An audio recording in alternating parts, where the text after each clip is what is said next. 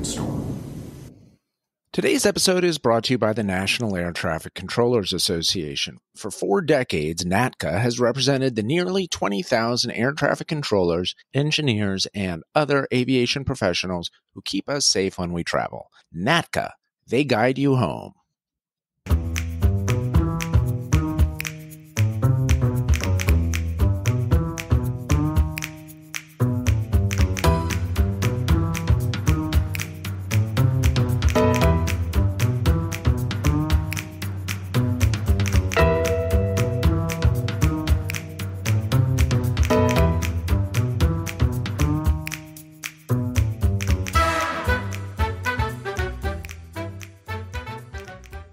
Dr. Geller. Colonel Troyer, episode 6? Episode 6 of season 4, True Crime this season on the Killer Means Awesome podcast. I can't believe it's already episode 6. Yeah, this season's flying by and having so much fun. We are getting some good feedback. I've got a couple of emails from the mailbag. We got an email this week from Randy in King of Prussia, PA. Oh, yeah. I think I've seen that location show up on our list. Okay, Randy said he likes the pod. He said that Dr. Geller makes him laugh. Ah, very good.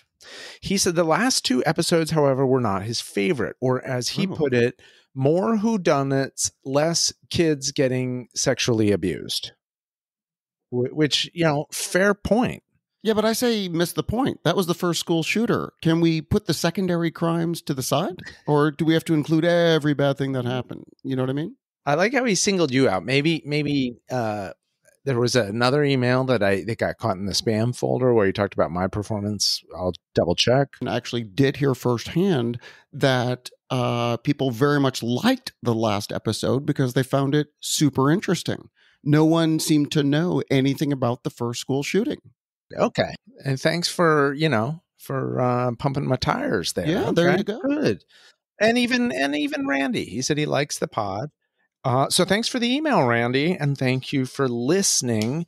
We also heard from Carol. She is a listener in Connecticut. Okay. She answered a question which I posed last week.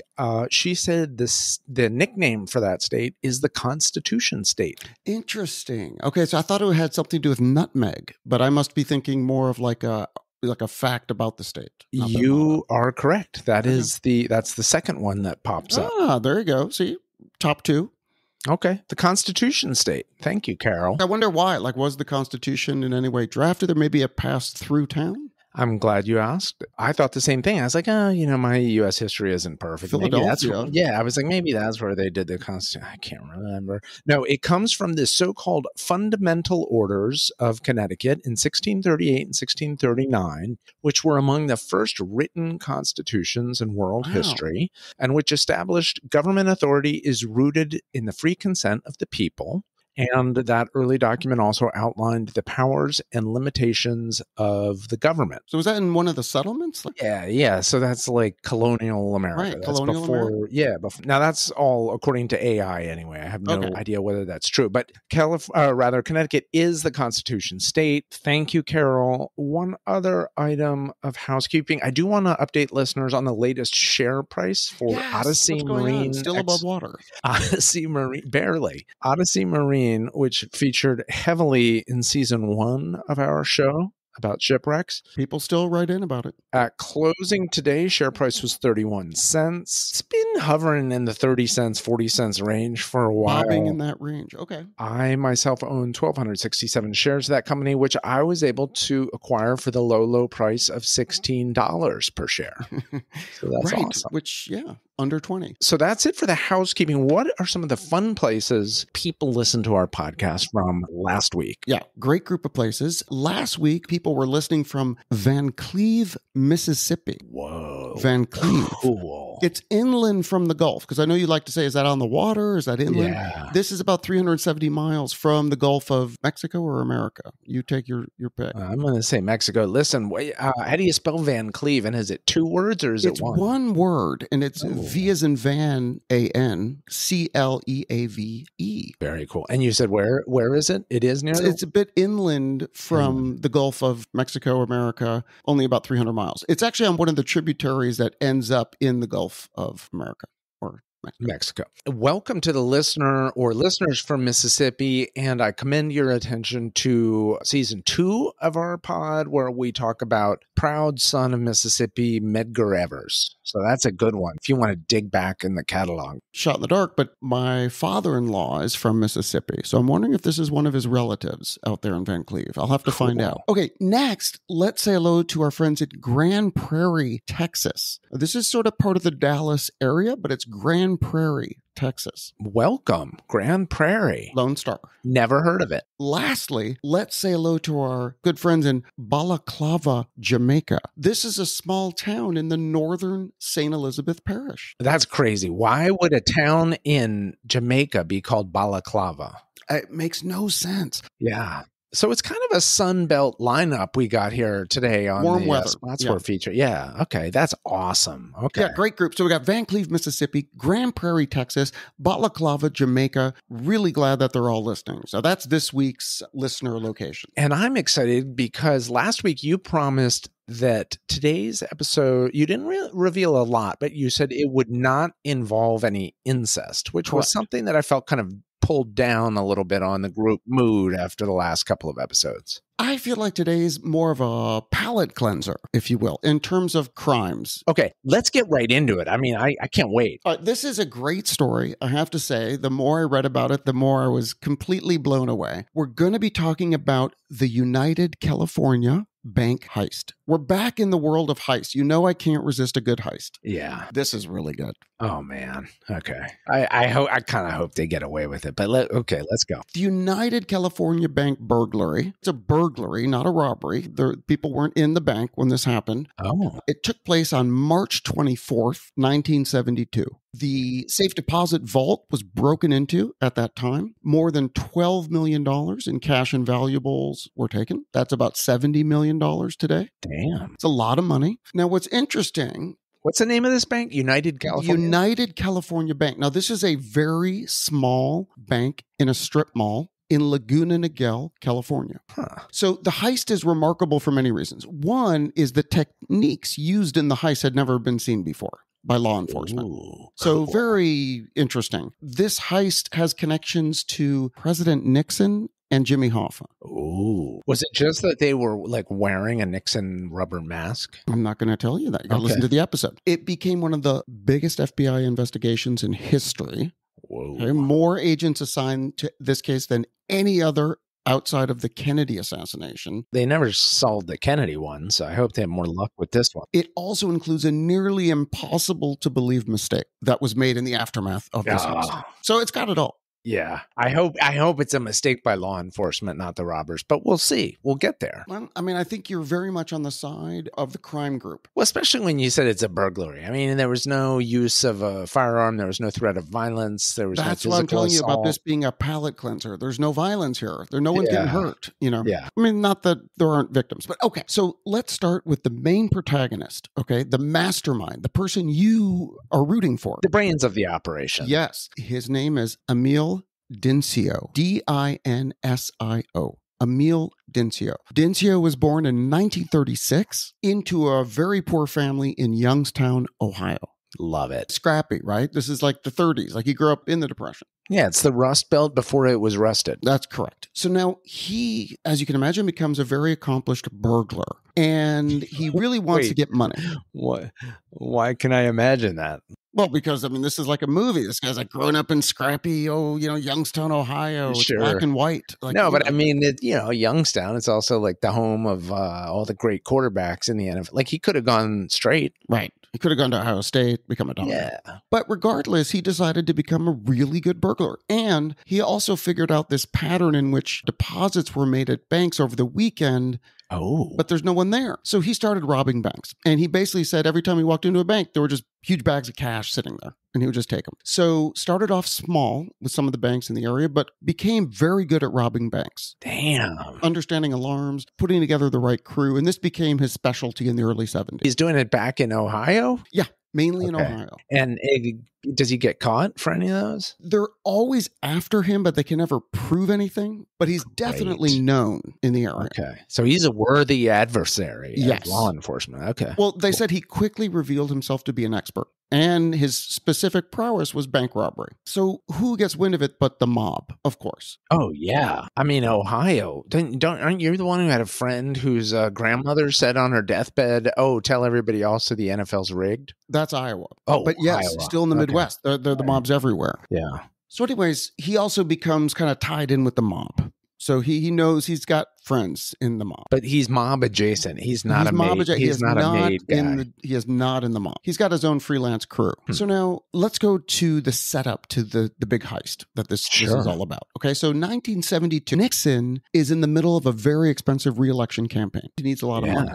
Now, surprisingly or unsurprisingly, he would meet with wealthy donors and try to sort of extort them into giving him a lot of money. Sounds like Nixon. Yeah, so if you can give me 1 million, you can give me 2. Did a lot of weird, shady deals to get money. In fact, one of the most intriguing, which I feel like is worthy of a pod unto itself, was about this huge amount of dirty money he got in from the associated milk producers. In fact, he was fixing dairy prices in exchange for campaign contributions from the milk industry. And this really happened. It was a conglomeration of 20 dairy cooperatives. I mean, you can't make this stuff up. Wait, so what does this have to do with the banks? Exactly.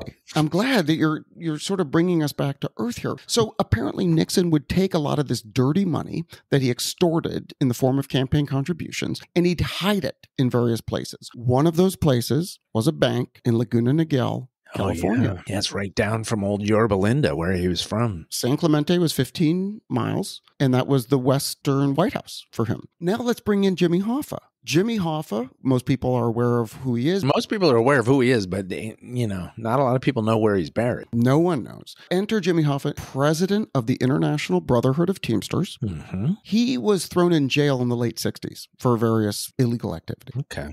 He's kind of mob adjacent too, right? Okay. In 1972, he was seeking a pardon to get out of prison. So he made an offer to Nixon. He offered $3 million plus an endorsement from the Teamsters, which typically leaned Democratic. Mm-hmm. Nixon agreed. And so Nixon pardoned Hoffa. Great. But he did it in a way that prevented Hoffa from assuming the presidency of the Union again. And was Hoffa okay with that, or he was pissed? Hoffa flipped out. Severed their relationship, and he felt very betrayed because he had given him apparently maybe even more than the $3 million. And the endorsement of the Teamsters. There were probably a lot of Teamsters who were like, wait, exactly. Why are we suddenly supporting So apparently Hoffa was revenge-minded. And so he wanted his money back plus some. You don't get to be president of the Teamsters without having some sharp elbows, He knew that Nixon had about $30 million in dirty money in safety deposit boxes in a bank in Laguna Niguel. This bank was 15 miles south of San Clemente.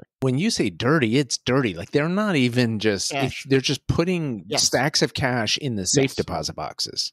Nice. Good old fashioned scandal. So Hoffa started consulting with some of his associates about what to do to get his money back. And someone told him about Dinsio. Oh. The mob contacts in Cleveland contacted Dinsio. Now, Dinsio didn't need a lot of convincing to go get $30 million from a strip mall bank.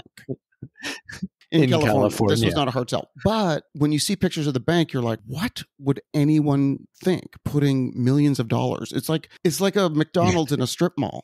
Well, also the thing with like not having security over the weekends, it reminds me of your episode on the Antwerp diamond heist, where it's like, they've got like 10 layers of different security technologies, except they don't like have a security guard sitting there. Wait, you mean if the internet goes out, we don't have security? What are you talking about? All right, so they get in touch with Dinsio. Dinsio Dinsio agrees to take the job. He makes a few trips out to California and checks things out. Due diligence. He then puts together his crew of experts. Is one of them like Brad Pitt, and then the other one's like Clooney? It is funny when you see the photos. A lot of them are like really cool looking guys. Yeah. Dinsio puts together his crew of experts. His brother James Dinsio, who he's done a bunch of jobs with. He has a nephew named Harry Barber. He's involved. That's a weird name. Okay. Brother-in-law Chuck Mulligan is always along for the ride. Talk about a guy who looks like a 70s TV star. Check out Chuck Mulligan and picture him like in a Camaro. He has a friend who's also a master thief. His name is Phil Christopher. And then, of course, the accomplished burglar Charlie Brokel. Oh, man, they got Charlie. I mean, they got everybody, dude. Right? They got Chuck and Charlie. This is so take your pick. Yeah, it's a dream team. So they start planning, and they know that in order to pull off this heist, they need specialized equipment. They need heavy-duty drills, acetylene torches, explosives. So they put together all these tools, and they have Dinsio's girlfriend drive the supplies to California. What's her name? Ooh. All right. Any of these guys got fun nickname like Charlie Fingers or something like that? No, just Chuck, Charlie, and Harry, and James. Maybe they called him Jimmy. Sounds like a good crew. All nice guys. All right. Anyway, so then Dinsio and his team take a flight out to California after the equipment arrives. Early 70s. I bet they're drinking some whatever DB Cooper was ordering on that plane, the 7 and 7. 7 and 7s. Yeah. Smoking a bunch of cigarettes on the Definitely flight. in the smoking section. Hitting on those stewardesses, because back then they were stewardesses. They weren't flight attendants. Of course. Man, this crew. So anyways, the crew gets out there to California. They rent a townhouse, and the townhouse is about a half a mile from the bank, but it had a view of the roof of the bank. So when you see the topography, you see how easy it is. You just kind of go up the hill, rent a place there. You can look down and see the bank. Perfect. So they bought a car under a fake name, specifically a car with a huge trunk so that they could lug the equipment and then ultimately the loot that they would be storing. Great. So then they hung out in Laguna Niguel. They monitored the bank for a couple of weeks, checking out the patterns of both human and car traffic. They gathered intelligence on the bank's security. They'd go into the bank, see the layout, got all the information they needed. They'd go in there, huh? Yep, through the front door. Yeah, no. Okay. No, but I just meant I guess surveillance videos not happening yet. I just walked in through the back door. You guys keep it unlocked? Wait, what'd you say? There's no surveillance video. This is 1972. Okay, good point. You're lucky to have a chime on the door. Like, ding, ding, someone's in the bank. They're casing the joint. And what's funny is Dinsio later noted that he never in 2 weeks saw a police car ever approach the area. And so he said, I started to have a lot of confidence in our getaway. Yeah. In 2 weeks, a cop never came by the area. Yeah, but they've already got the advanced knowledge that there's a lot of money that's there, that's in the safe deposit boxes. Okay, good. Okay, so he sees that the bank has an outside positioned audible alarm, like one of those clapper, like ding, ding, ding, ding, ding. Yeah. And so Dinsio figured out that he could spray liquid styrofoam on it and freeze the clapper in place. Whoa. He had been, studying alarms. He was very good at disabling bank alarms. As he describes now, he's like, they weren't very complicated. Like, you could solder them together. He describes how real basic it was if you knew anything about electronics. Huh. And when you spray it with the liquid styrofoam, it doesn't set it off, huh? No, because you haven't tripped the alarm yet. So it's just sitting there. All right. Because it's not the actual box that gets triggered. It's like what it's connected to. Right. Anyway, so they get all this stuff ready. And on the night of March 24th, 1972, there's a lookout. Part of their crew, I think it was Phil, had a police scanner, and then they have walkie-talkies, and Dinsio and the crew made their way to the roof of the bank and drilled a hole in the concrete of the roof. Good idea. Members of the crew had also filled burlap bags with sand and dirt, and that was going to be used to muffle the sounds of the explosions that they would have to set up. Oh, dang. Wait, what are they? What the explosions are to blow a door open or something? It's to blow the top of the vault open because that they can't just drill through. Wow. So they went through the hole in the roof, and then they brought all their tools in the sandbags down and put them on the top of the vault. So they knew where the vault was positioned. Was this a technique he had ever used or no? He came up with this. This was brand new. Now, supposedly they had built a replica in Ohio. I know there was another episode in which the Antwerp heist, I believe they built a replica. Rumors that they did build a replica of what they believed this vault would be like and how to get into it in Ohio. Yeah, because I'm trying to picture where they set up the charges and how that they do describe. Okay. They disabled the phone lines, and one of the alarm specialist guys was able to solder together two wires and disable the alarm. The interior alarms were disabled. The exterior alarm was frozen. Great. Next, they drilled 6 holes in the reinforced concrete roof of the vault. They placed explosives in each of the holes and then put the dirt bags on top of them. So the vault is concrete. I was thinking it was going to be metal. It had a steel thin layer, which was part of what got blown off. I see. But it was reinforced concrete. So once they had the explosions. Dude, how scary is that? Because if you're the robber, you're like, okay, I think that it's going to work, but it also might be incredibly loud and not work. They have no idea. They didn't know. It's a very unstable element they were dealing with. Like, they didn't know which way it would blow. Like, they had no idea.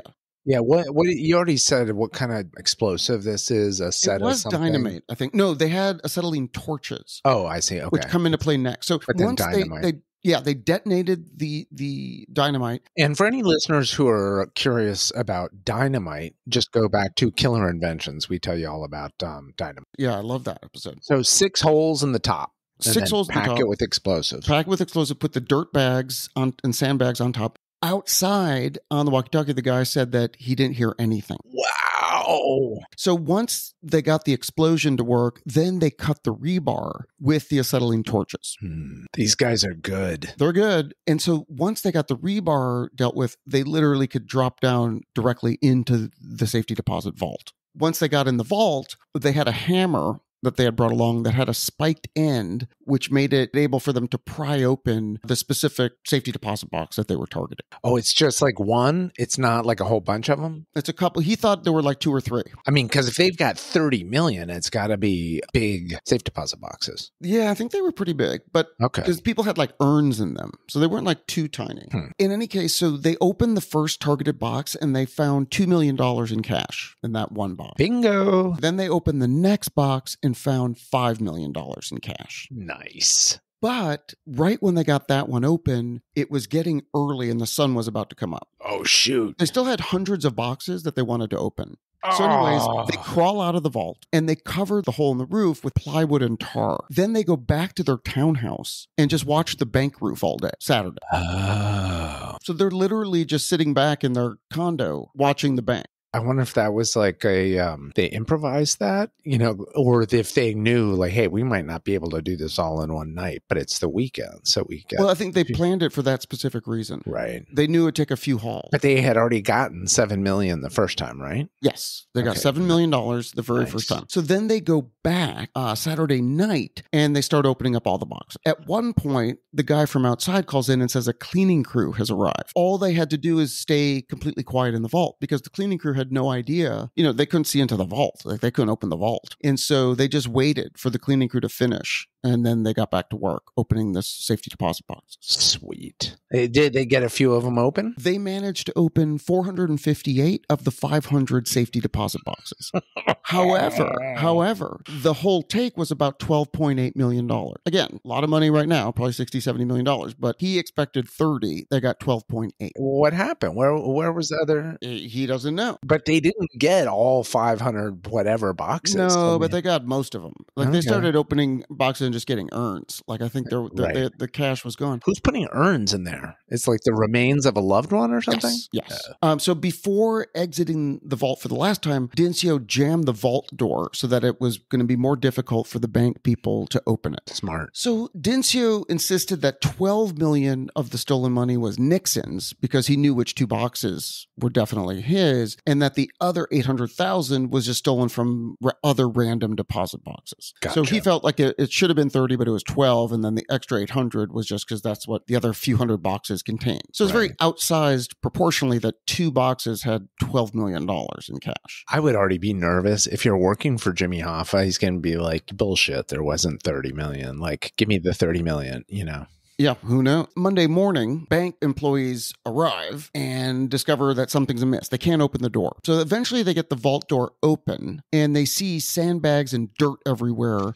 And it ultimately took them more than a day to go through everything that was strewn about. Wow. Dude, this is a big story in sleepy Laguna Niguel. There's not a lot going on down there. Right. So the police show up and they see the alarm's been frozen with liquid styrofoam. And they're like, whoa, like, we've never seen anything like that. Okay, but they're not exactly hardened NYC cops. They're Laguna Niguel, but okay. Well, 2 of them are retired NYC cops. Oh. Like grizzled. No, I'm just kidding. I have no idea. They're probably like piece. This is like a 1970s show. These guys are like, what's up? Are we going surfing? Well, first we got to go check out this bank. Anyways, the explosives also indicate that something was pretty elaborate. Like, this isn't your common, like, hey, let's go rob that bank. So the police are also puzzled as to why this otherwise very small bank in a strip mall would be targeted with such an elaborate break-in. Because clearly no one would keep real jewels and money in this bank. Yeah, but the bank probably said, no, I mean, actually, we do have large amount. Well, I wonder if the bank even realized how many millions of dollars were in I don't know. those I don't think boxes. So the police, based on the sophistication and the fact that there's a lot of new techniques here, they contacted the FBI. Smart. And the FBI concurred based on pattern of robberies in California that this seemed to be done by people from out of town. Like this, it didn't match anything they had seen in the state. Right. But meanwhile, after a weekend of robbing the vault, taking in some sun, Dinsio and his accomplices, they start to prepare to leave. So they clean the condo and they are meticulous. They wipe it all down. They make sure they're not leaving any prints or anything that could identify them. They probably also want to get their cleaning deposit back. But regardless, they do like a meticulous These guys job. are pros. It's not like Antwerp where they're strewing receipts with names on it, and these guys are doing it right. I kind of imagine one of them, like maybe Amil, looks like Charles Bronson. Remember that actor? Yeah, no, I know. Yeah, I know what you're saying. He doesn't look like Charles Bronson. Okay, there should be somebody like that in this crew, They're all like pretty good looking and very engaging. And the interviews that you'll later see on YouTube with Dinsio, who's now, like 80 something or 88 years old, he's a true character. So police bring in the FBI. And then again, Dinsio and his crew, they clean up. And within 36 hours, they're gone. And they're on their way to Vegas. Of course they are. Well, but hold on. The reason is they need to clean the money from the bank. Ooh. Jimmy Hoffa's connections at one of the casinos agreed that if they gamble away $500,000, then they'll clean the money. So that's their cut. Great. Ansel goes in, they lose. Wait, Ansel, the guy's name is Amil. Sorry. Amil. Well, I was going to do a biography on Ansel Adams. Just getting my notes. No, I'll cut this out. So Amil goes into the casino. He gambles away. It's actually $450,000, which was the agreed upon cut for the casino, and is then able to wash the rest of the money. Nice. Now, the FBI, as mentioned, is involved, and maybe or maybe not because of the potential ties to the president, they take this case very seriously. And they assign a staggering 125 agents to the case of this tiny bank in a strip mall in California. Yeah, tiny bank, but I mean, 12 million and okay. But again, since Kennedy's assassination, nothing compares to the number of agents assigned to this case. And again, how do they know how much money was gone? Also, it would seem to put the Nixon camp in a tricky position because it's like, yeah, that was our money, but also we never told anybody about it. So it's pretty incredible. And so the FBI assigns all these agents to the case, and within 2 months, they have no leads anywhere. They've reached a dead end. We're going to hear from our sponsor, and then I'm going to tell you what happened after that 2 months, which you can probably imagine is not great for Amil and his crew members. I know, but he's okay. He's okay. So let's hear from our sponsor, and then I'll tell you more on the other side. All right, sounds good. Kit, do you like sitting in never-ending video meetings on Zoom or Google Meet? You like that? The worst. Exactly. I find them unbearable. But how do we get out of these video meetings? Well, our sponsor, Choppy Streams, has the answer. Choppy Streams is a browser extension that enables you to surreptitiously introduce realistic network errors that causes your video and audio streams to appear, well, choppy. The choppiness in the stream increases at a natural pace until you are forced to apologize and sign off. How much would you expect to pay for that, Kit?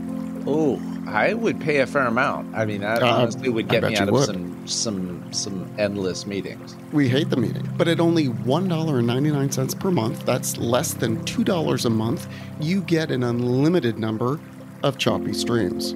Looking to get out of endless video meetings? Get Choppy Streams and enjoy smooth sailing the rest of the day.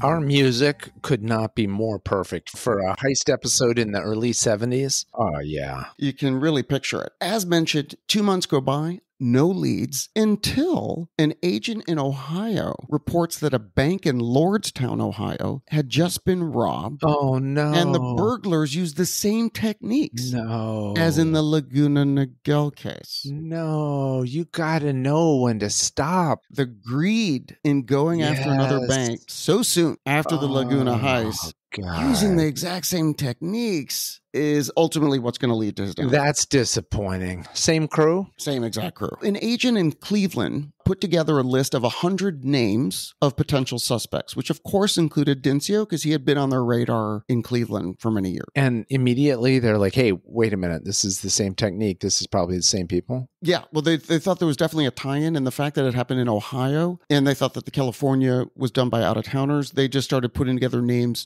of people in Ohio that were known criminals that had robbed banks. But as far as we know, Amil had not done any time yet. No. Or in any significant time. Okay. He had not. So the list that the agent put together included the expertise of each of the criminals that were supposedly involved. You know, alarm guy, explosives guy, you know, all the different roles. And so they had a sense of the crew that they were looking for. Out in California, FBI agents Frank Cali and Paul Chamberlain, which again sound like kind of like if you were going to put them in a script, you'd call one agent Frank Cali and the other Paul Chamberlain. Totally. These were real FBI agents, and they started reviewing flight lists, passenger lists from flight records from Ohio, everywhere in Ohio, to Los Angeles within a month of the robbery. Now, that's when they came across Dinsio's name for the very first time. You know, that's interesting. I wonder if by 72 the rules had changed, because when I did the thing about B. Cooper, you didn't have to give. It's so funny that you say that, because in fact, some of the people after the case was solved said Dinsio and his crew were so confident that they used their real names when booking the flights, which they did not have to do, and it was a huge mistake.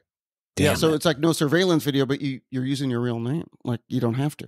These are still much better than the Antwerp guys. Okay, keep going. So the FBI interviews taxi drivers around the bank, and they spend several days tracking down the bank in Ohio or the bank in Laguna Niguel. Oh, okay. Because they're trying to now pin it. They know that Dinsio is flying out there, and so they interview all these cab drivers, and after a few days, they get to a cab driver who recognizes Dinsio's picture. Whoa. And now here's where you're going to like Dinsio even more. He gave the driver a $100 tip. I mean, I both like him more because I love big tippers, but also you're trying to keep a low profile. Right.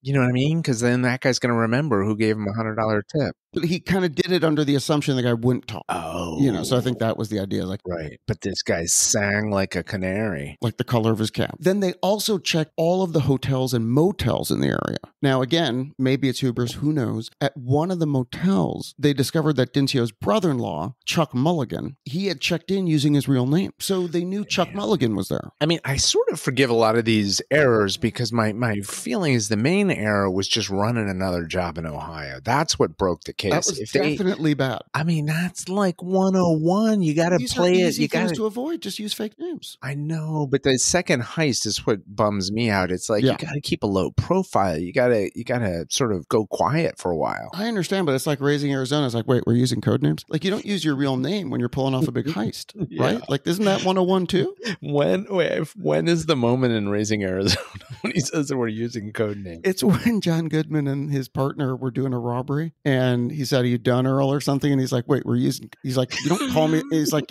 wait, we're using code names because they were doing a robbery, like in front of people using their real names. But that's what I'm saying. Like, his brother-in-law checked. Like, you don't have to use your real name. Yeah, unforced error. Okay. So anyways, they get the phone records from Chuck Mulligan's room during the time of his stay, and they see that he kept calling this guy named Earl Dawson, who lived in Tustin, California.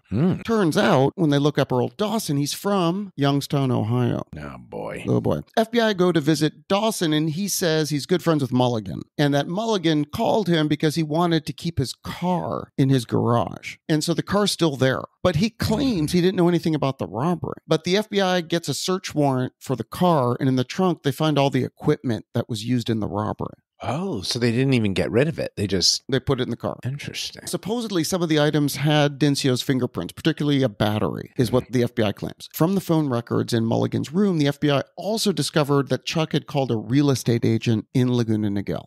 The real estate agent told them that a condo had been rented by Harry Barber for 3 months. Now, Harry Barber is Dincio's nephew, and he's also a crew member using his real name. Damn it. Yeah. So FBI agents quickly went to the condo. However, the entire space had been wiped clean. So they did an exhaustive search. They couldn't find anything, but in the dishwasher was an unwashed plate.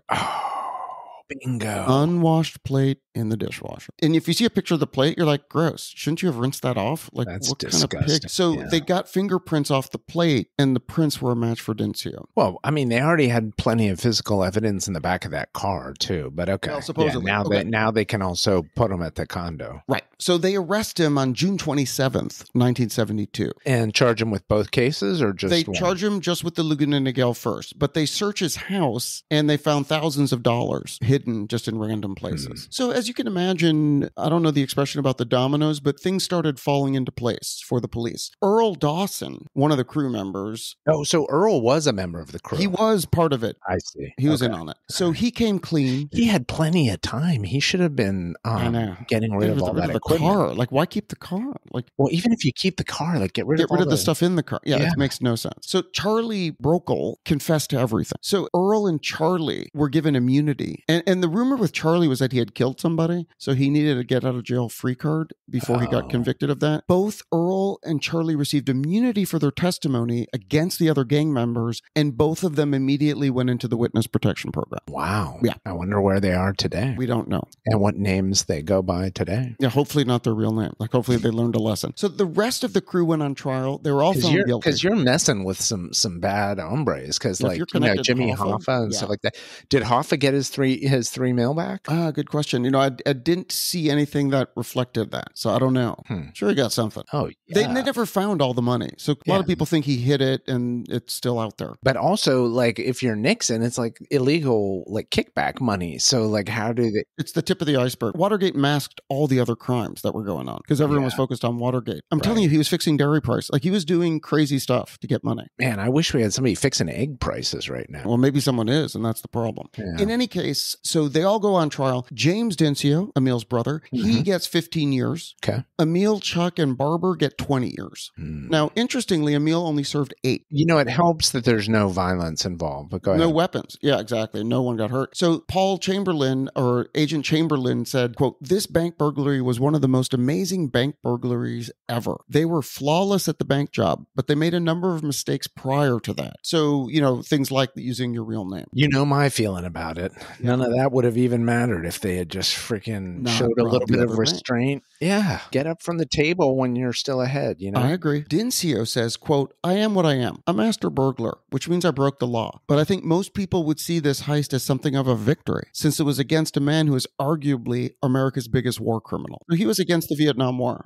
On behalf of America's second biggest criminal, Jimmy Hoffa. So maybe Dinsio's third. So in 2014, Dinsio self-published a book called Inside the Vault. He said all of the books and movies that had been written and done about this heist got the whole story wrong. So he said, quote, "For 40 years, I've come across so much speculation, and among my more than 100 successful burglaries," humble brag, "this is one history should get right." He said, quote, "Many might say I wasn't so successful since I went to prison. True. But the reality is that government officials had to break the law in order to convict me. If nothing else, the book is a reliable document available for future historians." He didn't give the price. The lengths government officials went to in securing his conviction, he feels were unethical. Okay, so tell me about that. I'm telling you. He says, quote, "In order to send me to jail, federal agents, prosecutors, and judges had to break their oath to the Constitution by stealing, perjuring themselves, and planting evidence on me. They weren't smart enough to convict me honestly. Officials supposedly found a flashlight battery with prints that was found in the getaway car, as well as some coin. Per Dinsio, quote, "I'm telling you, there's no way we left anything like that for investigators." He says, quote, "I watched as one FBI investigator after another sauntered into the courtroom and lied about the evidence right to my face." So he really felt that he's admitting he did it. He just says that the evidence they used against him was bogus, and that because they tied him from that other job, they knew he did it, so they just convicted him and came up with evidence to support it. Okay, two wrongs don't make a right. So he robbed you the know what I bank. mean. He robbed 100 banks. It sounds like, 100 and places, yeah. but did the scandal come out about Nixon's? That it was Nixon's money, or not really? It's never proven. So Right. there's definitely a lot written about it. Like this, sensationalized this case. The tie to Nixon and Hoffa. So there's a book called "Robbing Banks in American History, 1831 to 1999." That sounds like one to get. Yeah, that's a good one. I got to get that book.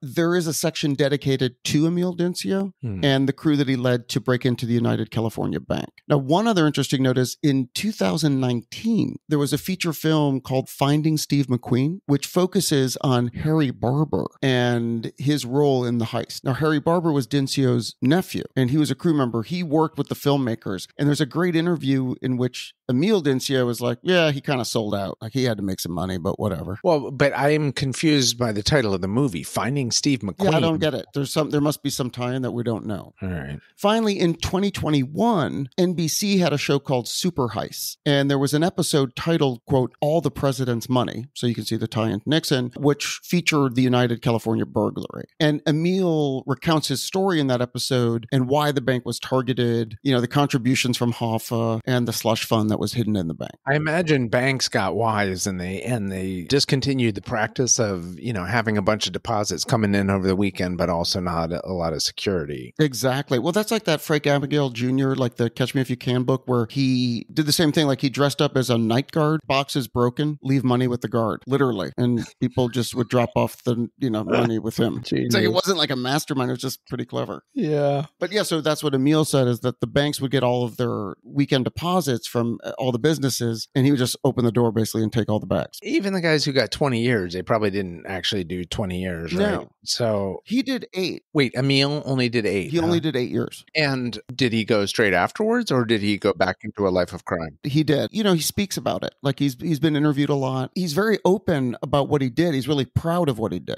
It's like he's not shameful of what his occupation was. He's proud that he was really good at it. Yeah, it's a pretty slick operation. But he also admits, he's like, the security systems were not sophisticated back then. He's like, if you had a basic understanding of wiring, you could break into a bank. Sure, but anytime you're setting off explosives, I mean, that's crazy. A feat to have an explosive that you can't even hear outside. Yeah, he became obviously very skilled. Like this wasn't just a hobby. Like he dedicated a lot of time to it. But what he's saying is that a lot of this would not be able to occur today. Wow, so it got a lot of play. It went out into the culture, and gosh, I wish I knew where the 2 in the witness program are, a witness protection program are. And today. maybe they died. Who knows? Yeah, this is a while ago. And I wonder, was he, does he have bitter hatred toward the 2 guys that turned? Or? He does talk about the 2 guys being rats, like that.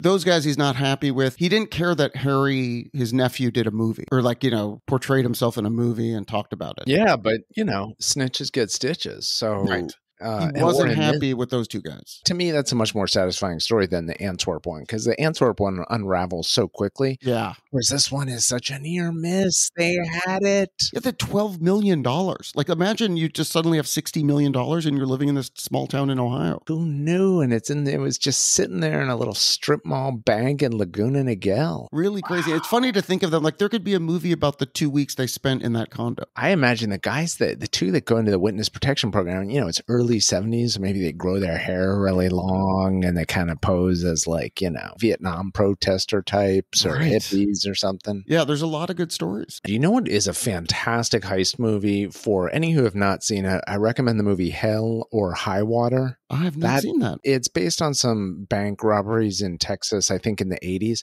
That's one of my favorite movies, Hell or High Water. Interesting. Now, I would like to segue. I want to do a little bit of a tease for next week. I love the tease. All right, yes, episode 7 of season 4. What are we talking about? It's just my interest in geography. There's going to be an Ohio tie-in yet again. Okay. Some of the action is going to be Ohio, and then some of the action is going to be in my home state, Maryland. Yeah, and it's going to involve the military. Whoa. And is there a time frame we should be focused on? Are we talking 70s, 80s? This is about a quarter of a century ago. Okay. Roughly. That was a fantastic story. I give you 10 out of of 10. Good heist. And just always glad to get some content from Ohio. Yes. We got some sponsors back there. Well, I'm looking forward to the next episode. You've definitely teased the episode well. We don't know if it's a heist, a murder. We don't know what it is, but it's going to be a fascinating crime. Yeah, and it involves the military. We're moving fast. Let's keep going. Let's keep the season going. So let's play our outro music, and we'll see you next week for season 4, episode 7 of Killer Crime on the Killer Means Awesome podcast. Dr. Troyer,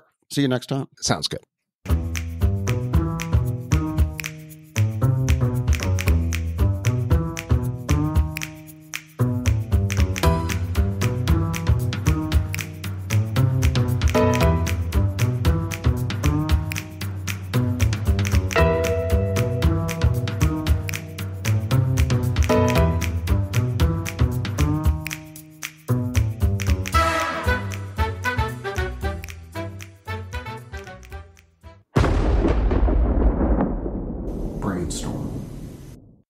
Where do the tellers go?